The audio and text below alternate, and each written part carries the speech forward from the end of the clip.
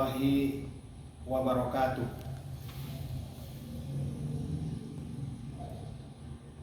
Sebelum memulai pelajaran, marilah kita berdoa dengan serius agar kita dirahmati Allah Subhanahu wa taala dari awal pelajaran sampai akhir pelajaran.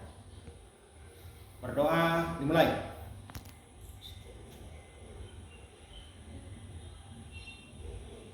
Berdoa selesai.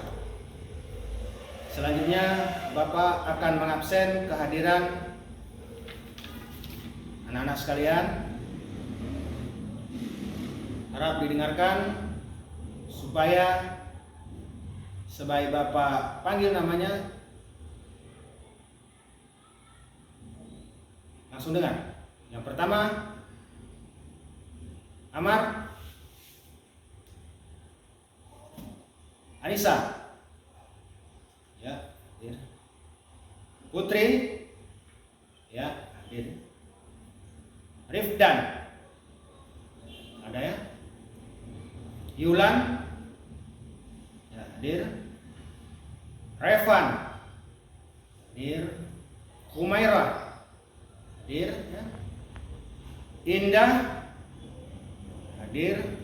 Balkis, hadir. Terakhir Bliska, hadir. Alhamdulillah, siswa pada hari ini hadir semua.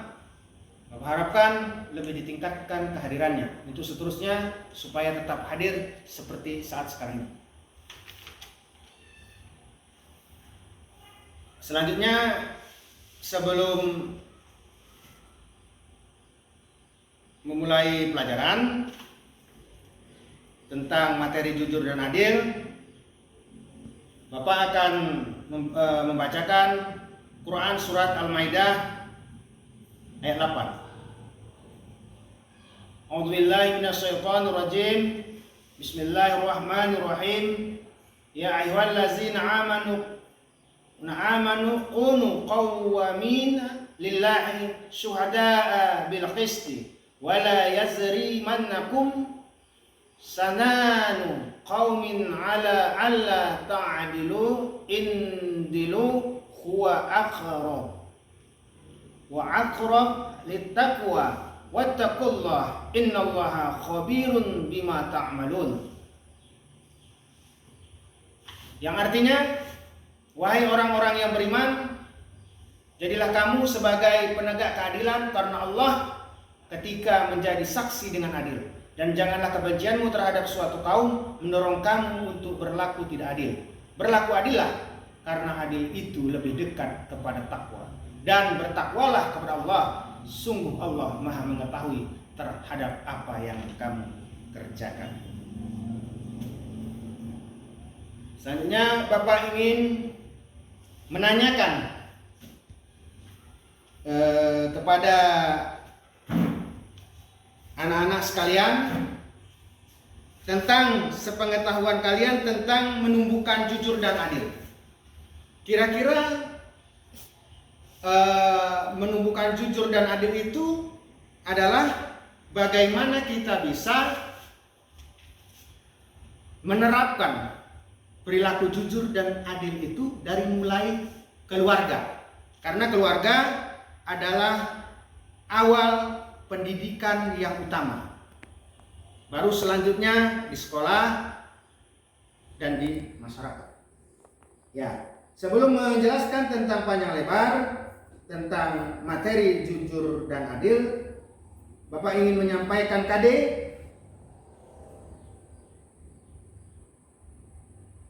Bapak ingin menyampaikan KD dan indikator. Yang pertama KD 16 yang Bapak sampaikan ini tentang meyakini bahwa perilaku jujur dan adil adalah ajaran pokok agama. Yang indikatornya terdiri dari 1.6.1 meningkatkan keyakinan perilaku jujur dan adil adalah perintah agama. 1.6.2 meningkatkan keyakinan perilaku jujur membuat hidup menjadi tenang. Dan yang ketiga 1.6.3 meningkatkan keyakinan perilaku adil membuat hidup menjadi teratur.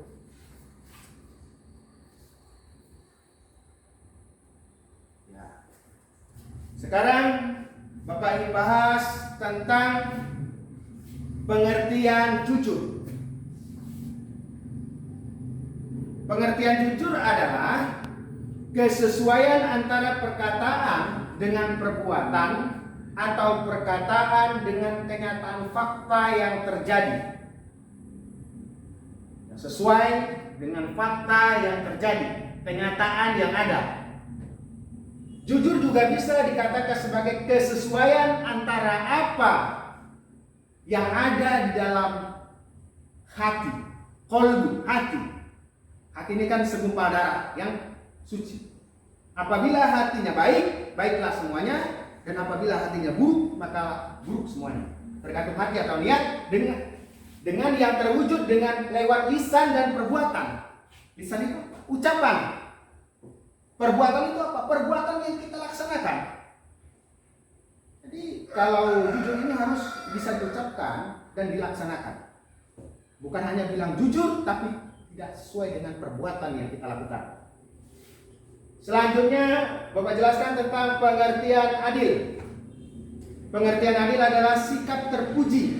Sikap terpuji itu sikap yang bisa dibilang sikap yang terpuji, dihargai, dihormati. Yang menempatkan, sikap terpuji yang menempatkan segala sesuatu pada tempatnya dengan semestinya berdasarkan kepada Al-Quran dan As-Sunnah. Jadi kita menempatkannya itu harus berpatokan kalau umat Islam kepada Al-Quran dan As-Sunnah. Itulah dua pokok untuk pedoman umat Islam bahwasanya untuk mencapai kebahagiaan hidup. Adil artinya tidak berat sebelah, tidak memihak pada siapapun dan apapun kecuali pada kebenaran. Tidak berat sebelah. Posisinya tidak berat sebelah, berarti seimbang. Tidak memihak pada siapapun. Misalnya, memihak karena saudara, teman, tidak bisa. Jadi kalau keadilan itu harus benar-benar ditegakkan. Harus benar-benar ditegakkan tanpa ada memihak kepada siapapun kecuali pada kebenaran.